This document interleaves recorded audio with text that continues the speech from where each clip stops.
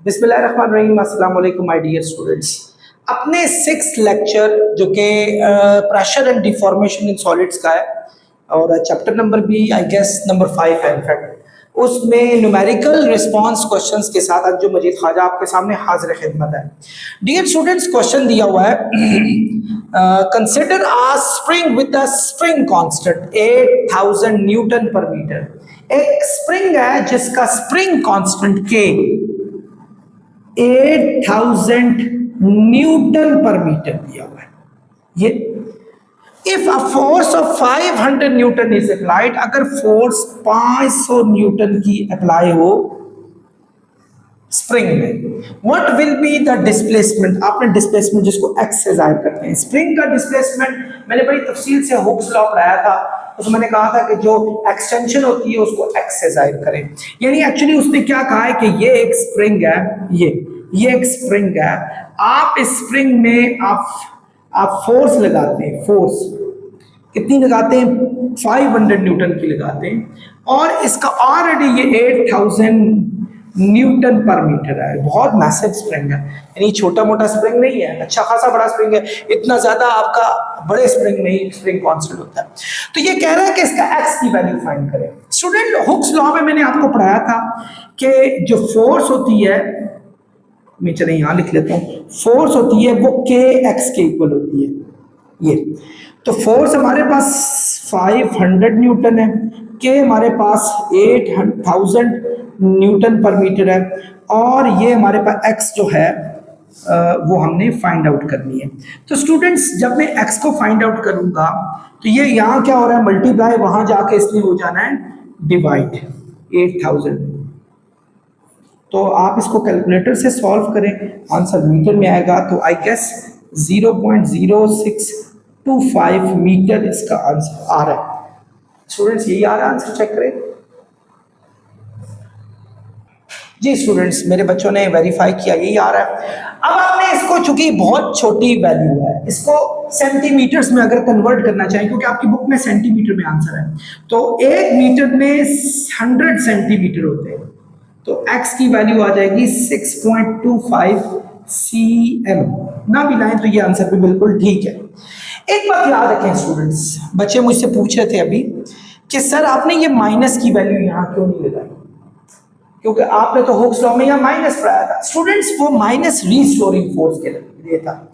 मैं जब इस स्प्रिंग को यहां से छोड़ दूंगा ना, स्प्रिंग जब वापस जाएगा, एक याद रखें, ये दोबारा 500 न्यूटन की फोर्स लगेगी। जो अप्लाइड फोर्स होती है और रीस्टोरिंग फोर्स बराबर होती है। तो वो रीस्टोरिंग फोर्स का जब जिक्र करूंगा तो मैं यहाँ माइनस ले लूंगा, बिकॉज यहाँ उसने एक्सर्जन वाली फोर्स बताई है, तो एक्सर्जन वाली जो फोर्स थी वो पॉजिटिव होती है। तो इसका फॉर्मूला हुक्स लॉ में बिल्कुल ऐसा ही होगा। आई होप स्टूडेंट्स आप समझ गए। डियर स्टूडेंट्स, हमारा नेक्स्ट न्यूमेरिकल है if a force multiplier in a force, multiplier, force multiplier students hydraulic press होते हैं सारे।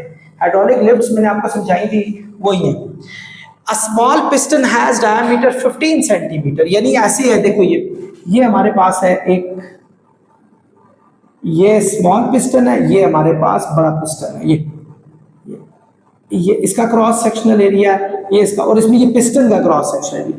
तो इसका जो डायमीटर दिया हुआ है कि बड़े का, वो 30 सेंटीमीटर दिया हुआ है, और जो छोटे का दिया, इसको D1 कर लो, इसको D2, बल्कि इसको D2 कर लो, क्योंकि एक्चुअल फोर्स वहां लग रही है। ये 15 सेंटीमीटर दिया। यस, कहता अगर if 250 Newton force is applied on small piston, अगर इस छोटे पिस्टन पर जो फोर्स है वो 250 न्यूटन लगाई जाए, तो भाई इसमें जो फोर्स है वो हमें फाइंड आउट करके बताएं। ये हमसे पूछा गया। डियर स्टूडेंट्स, सबसे पहली चीज हमें डाटा लिख लेना चाहिए। डायमीटर 1 दिया हुआ है 15 सेंटीमीटर, और हमने इसको मीटर में कन्वर्ट करने के लिए डिवाइड 100 से करना पड़ेगा, 0.15 मीटर हो गया। और डायमीटर 2 जो है वो 30 सेंटीमीटर है, यानी D2 हमारे पास 30 cm है, जिसको अगर हम 100 से डिवाइड करें तो ये नियरली 0.30 मीटर होना चाहिए। कहता इफ 250 न्यूटन इज फोर्स, वहां अगर 250 न्यूटन फोर्स F1 पे लगाई जाए, 250 न्यूटन, तो आपने F2 फाइंड आउट करनी है कि इस पे कितनी फोर्स ऊपर लगेगी। इसको फोर्स मल्टीप्लायर भी कहा जाता है कि आपका छोटा फोर्स का अमाउंट इतनी ज्यादा फोर्स में शिफ्ट हो जाए। आप देखेंगे अभी कि छोटी अमाउंट, मैंने ये हाइड्रोलिक लिफ्ट में बड़ी तफसील से ये बातें बताई थी। अब हमारे पास फॉर्मूला आपने पढ़ा हुआ है F1 over A is equal to F2 over A, ये दिया हुआ है हमारे पास फॉर्मूला। एरिया तो दिया ही नहीं हुआ, ये एरिया स्मॉल पिस्टन का है, ये एरिया का बड़े पिस्टन का है। हमने पहले दोनों के एरियाज निकालने हैं। पहले हमें स्मॉल पिस्टन का एरिया पता होना चाहिए, फिर लार्ज पिस्टन का एरिया पता होना चाहिए, दोनों का आपको पता होना चाहिए। और चूंकि ये सर्कुलर फॉर्म में एरिया है, एरिया का फॉर्मूला होता है पाई आर स्क्वायर, याद रखिएगा एरिया का फॉर्मूला होगा पाई आर स्क्वायर, आर वन का स्क्वायर, क्योंकि डायमीटर 1 है तो R1। अब आर भी नहीं दिया हुआ, आर रेडियस को कहते हैं। स्टूडेंट्स याद रखें, फर्ज करें अगर ये सर्कुलर चीज है ना, ये डायमीटर है, उसका जो आधा होगा वो रेडियस होगा। यानी एक्चुअली आर को डायमीटर को आधा करें तो वो रेडियस आता है। यानी अगर रेडियस 1 की बात करें तो आपने डायमीटर को किससे डिवाइड करना है? स्मॉल एरिया से डिवाइड करना है, आई एम सॉरी 2 से डिवाइड करना है। तो ये एरिया का फॉर्मूला हो जाएगा पाई डी स्क्वायर 1 का स्क्वायर ओवर 4 हो जाएगा, ये आ जाएगा। इनमें वैल्यूज डालें, एरिया पाई की वैल्यू 3.14 होती है। बल्कि एक मिनट स्टूडेंट्स, मैं बड़े आसान तरीके से इसको सॉल्व करने की एक कोशिश करता हूं, आप इसको फॉर्मूले को यहीं रहने दें। ये पहला फॉर्मूला बना लें, हम डायरेक्ट फॉर्मूला उसमें डाल देंगे। इसी तरह कैपिटल एरिया का जो एरिया हो जाएगा, जो कैपिटल एरिया जो बड़ा एरिया है वो हो जाएगा पाई D2 का स्क्वायर ओवर 4, ये हो जाएगा। हम बराह रास्त वैल्यू डाल देते हैं उसी के अंदर। हमारे पास फॉर्मूला है, क्योंकि हमने फोर्स 2 फाइंड करनी है, force 2 over A is equal to force 1 over A। ये फोर्स 2 हमने फाइंड करनी है, ये एरिया डिवाइड हो रहा है, यहां जाके मल्टीप्लाई होगा। फोर्स 1 हमने हमारे पास दी भी है, ये एरिया वहां जाके मल्टीप्लाई होगा। इनकी वैल्यूज डाल दे। F2 इस एरिया की वैल्यू ये थी पाई D1 का स्क्वायर ओवर 4, पाई D1 का स्क्वायर ओवर 4। और ये फोर्स हमारे पास क्या है स्टूडेंट्स, ये देखें 250 न्यूटन। और इस एरिया की वैल्यू ये है पाई D2 का स्क्वायर ओवर 4, पाई D2 का स्क्वायर ओवर 4। डियर स्टूडेंट्स, ये पाई यहां मल्टीप्लाई हो रहा है, जब आप वहां जाके डिवाइड करेंगे तो पाई और पाई आपस में कट जाएंगे। 4 डिवाइड हो रहा है, वहां जाके मल्टीप्लाई होगा, ये 4 और 4 कट जाएंगे। आसान हो गया है, हमें अच्छा हुआ हमारा ये फैसला था कि हमने डायरेक्टली इसको लिख दिया। चूंकि हमने फोर्स 2 फाइंड करनी है, 250 डायमीटर 2 दिया हुआ है, देखिए ये दिया हुआ है 0.3 मीटर, और इसका स्क्वायर लेंगे क्योंकि स्क्वायर दिया हुआ, नीचे डिवाइड, ये मल्टीप्लाई हो रहा है, ये वहां जाके डिवाइड हो जाएगा, नीचे चला जाएगा हमारे पास। तो D1 हमारे पास दिया 0.15 का स्क्वायर। बाकी काम कैलकुलेटर ने करना है। स्टूडेंट्स नजर आ रहे? हाँ,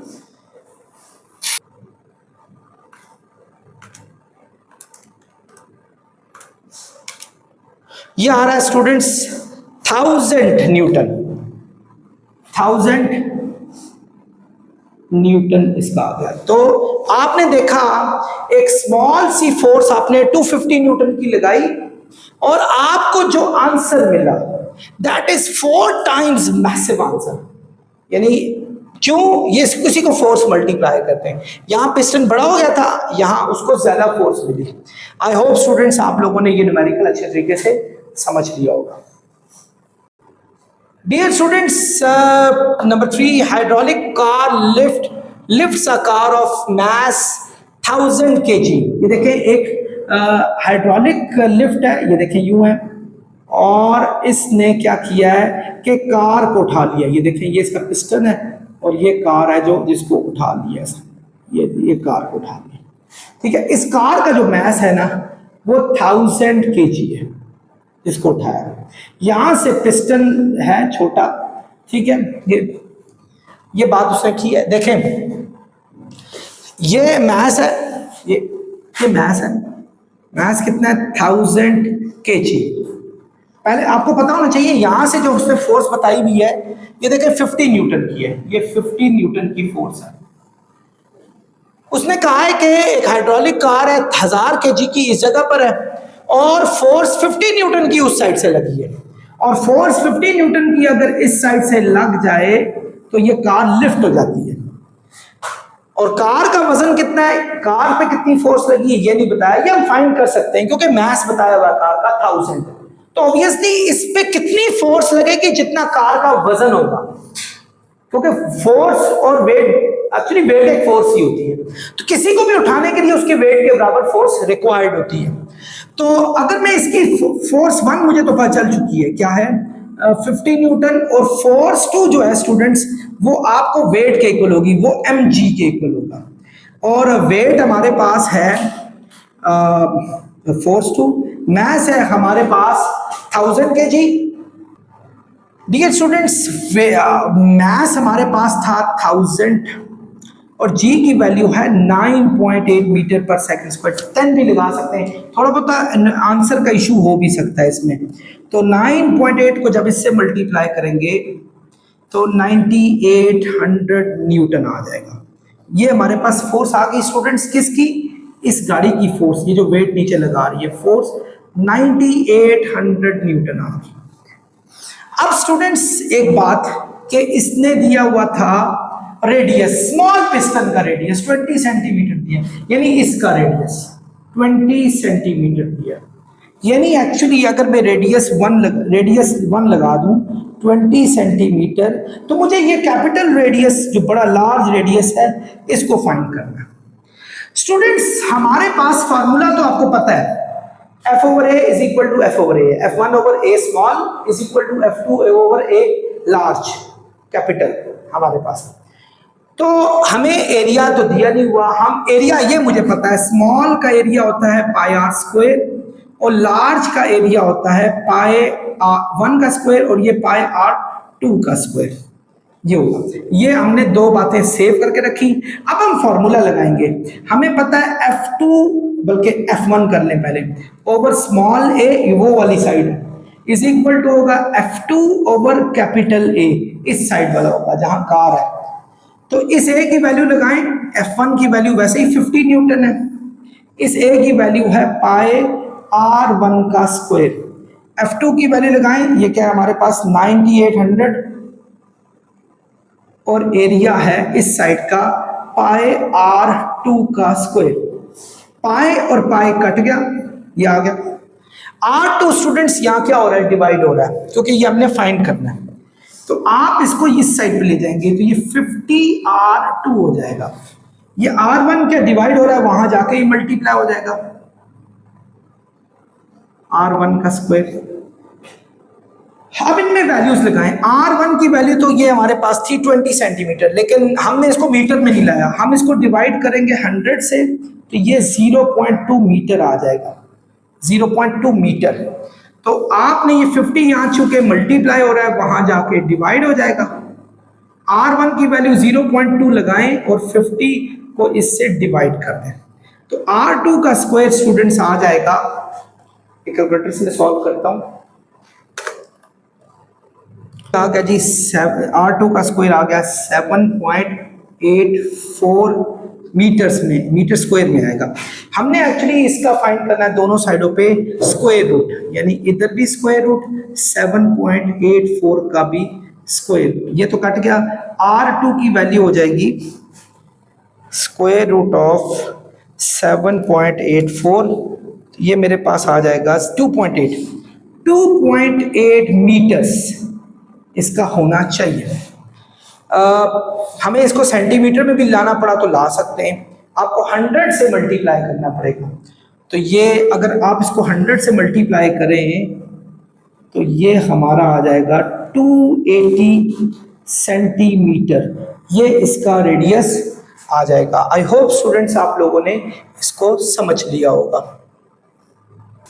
डियर स्टूडेंट्स न्यूमेरिकल नंबर 4 है, water column in a beaker is 70 centimetre, यानी एक बीकर है उसका जो पानी है ना वो 70 यानी इधर 70 सेंटीमीटर के लेवल पे मौजूद है, यानी एक्चुअली इसकी जो हाइट है वो 70 सेंटीमीटर है। अगर हम इसको डिवाइड 100 से कर दें तो ये 0.7 मीटर होगी। इसकी एसआई यूनिट है जिसमें आपने इसको शिफ्ट करना है, सेंटीमीटर को मीटर में होना चाहिए। Find the pressure of water in beaker. अगर डेंसिटी ऑफ वाटर को रो से जाहिर करते होते हैं, 1000 kg पर मीटर क्यूब। ये ना भी दी हो तो आपको याद होनी चाहिए। तो जी की वैल्यू आप सब जानते हैं 9.8 मीटर पर सेकंड स्क्वायर है। तो ये कह रहा है प्रेशर को फाइंड आउट करके बताएं।